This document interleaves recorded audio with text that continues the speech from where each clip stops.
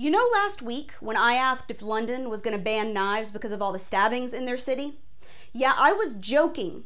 But apparently the government across the pond has lost what's left of their minds, because now that is exactly what they're doing.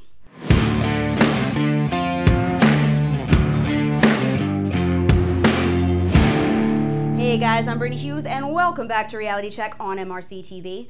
In the wake of a bunch of stabbings and acid attacks, London is now imposing new knife restrictions on its populace, including a ban on carrying any knives out in public.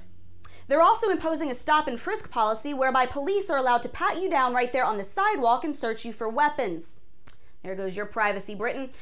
Now the problem is legitimate. London has seen 31 people murdered with knives in the last 2 months alone. Crime in immigrant-controlled areas of the city has skyrocketed, and on top of that, police now say that gangs are playing a fun new game on the street where they get points for stabbing people. So here's how they've decided to solve this problem: by not letting anyone carry knives at all. London Mayor Sadiq said in a tweet on Sunday that there is never a reason to carry a knife, and that anyone who does will be caught and they will feel the full force of the law. Yeah, there's never a reason to carry a knife, except for trimming strings and opening boxes and cutting food and loosening screws and the thousands of other handy tasks that don't involve stabbing other people. Have we just given up any illusions that we still hold people accountable for crimes and not inanimate objects? Are we just not even pretending anymore?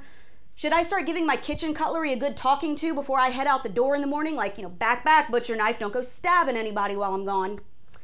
Of course, these new regulations are not actually going to keep criminals from carrying weapons, because for the millionth time, you know what criminals don't do? Obey laws. No knife-wielding gangbanger in London is going to wake up one morning and say, gee, I would go stab a whole mess of people in the park today, but those pesky government rules say that I can't take my machete outside. Nope. They're going to go stab a whole bunch of people who can't defend themselves because their mayor has taken away any ability for them to fight back. So here's a thought. Why not just mandate that everyone roll around in layers of bubble wrap so that nobody gets hurt ever? Because apparently it's easier to penalize law-abiding people and make their lives inconvenient than to attack the source of these problems. We see it in America and we're seeing it all over Europe. It's easier to blame the knives and take them away from people who would never stab anybody than to maybe take a gander at your ridiculous immigration system and ask why all of a sudden people in London started getting shivved right and left and have to dodge acid bombs on the way to their grocery store.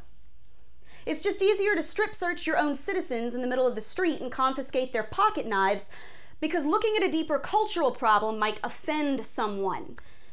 In America, we see it when it's easier to blame the gun than to take a hard look at our shattered families and our fatherless sons and our failing government-run education system that leaves children broken, lost, and angry. It's easier to point fingers at the NRA and millions of gun owners than it is to question why all of a sudden kids are growing up with bukus of mental health problems and aggression issues.